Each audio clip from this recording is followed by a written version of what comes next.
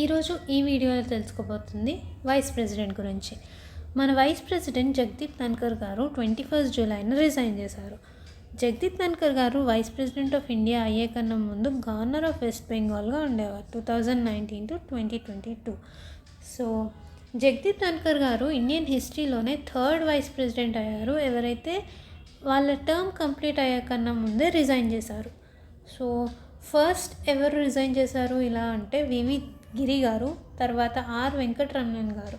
వివి గిరి గారు, ఆర్ వెంకటరమణన్ గారు వాళ్ళు ప్రెసిడెన్షియల్ ఎలక్షన్స్లో కంటెక్స్ట్ చేయడానికి రిజైన్ చేశారు. వివి గిరి గారు తర్వాత గోపాల్ స్వరూప్ పాఠక్ గారు ఛార్జ్ తీసుకున్నారు. ఆర్ వెంకటరమణన్ గారు తర్వాత శంకర్ దయాల్ శర్మ గారు ఛార్జ్ తీసుకున్నారు. సో వైస్ ప్రెసిడెంట్కి సంబంధించి కొన్ని ఆర్టికల్స్ తెలుసుకుందాం. ఆర్టికల్ 63 ఏం స్టేట్ చేస్తుంది అంటే ఆఫీస్ ఆఫ్ వైస్ ప్రెసిడెంట్ గురించి చెప్తుంది. ఆర్టికల్ 64 వైస్ ప్రెసిడెంట్ అన్న వాళ్ళు ex officio chairman of Rajya Sabha కూడా అవుతారు అని చెప్పి ఆర్టికల్ 64 చెప్తుంది. ఆర్టికల్ 66 దేని గురించి చెప్తుంది అంటే ఎలక్షన్ ఆఫ్ వైస్ ప్రెసిడెంట్ గురించి చెప్తుంది. Election of vice president single transferable vote and proportional representation వల్ల అవుతుంది. ఇది ఎలక్టోరల్ కాలేజ్ పార్టిసిపేట్ చేస్తుంది. Both houses of Lok Sabha and Rajya Sabha participate చేస్తారు ఎంపీస్.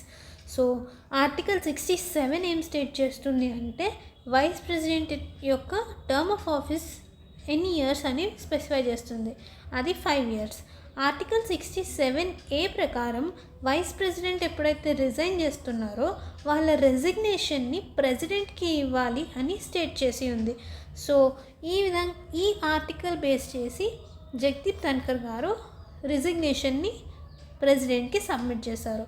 సో మీరు కామెంట్లో చెప్పాల్సింది ఎలక్షన్ ఆఫ్ వైస్ ప్రెసిడెంట్ ఎవరు కండక్ట్ చేస్తారు and qualifications of vice president ఏంటి. So thank you, bye, keep learning, keep growing.